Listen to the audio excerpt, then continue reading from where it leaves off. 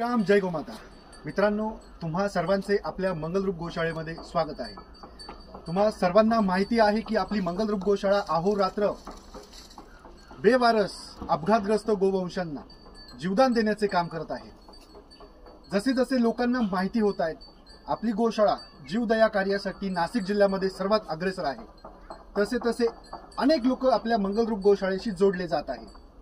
काही दिवसांपूर्वी आज त्यांनी एक पूर्ण पिकअप भर तणस आपल्या गोशाळेकरता, आजारी गोशाळेकरता मदत म्हणून दिले आहे।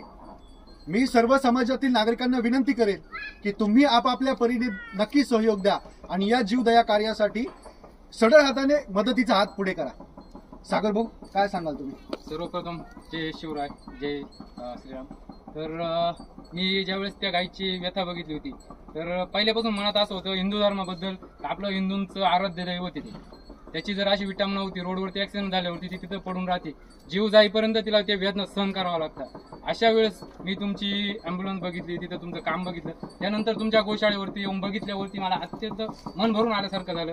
तिथून मी तुमच्याशी जोडले गेल्याचं मला खरं आज सार्थक वाटते का चांगल्या प्रकारे, एकदम योग्य प्रकारे गोमातेची सेवा इथे केली जाते। त्यामुळे मी इतका तर श्रीमंत नाही, पण माझ्या पर्यायानं मी दोन पेंड्या चाऱ्याच्या काही आणून दिल्या। त्यांनी सांगितल्याप्रमाणे श्रीमंत माणूस हा पैसे देऊन मोकळा होतो, परंतु ज्याला खरंच आतून आत्मीयता आहे, तळमळ आहे, ते सागर भाऊ आज स्वतः गाडी भरायला गेले आणि स्वतः स्वखर्चाने गाडीचं भाडं देऊन हे गोवंशासाठी चारा गोशाळेपर्यंत पोहोचलाय।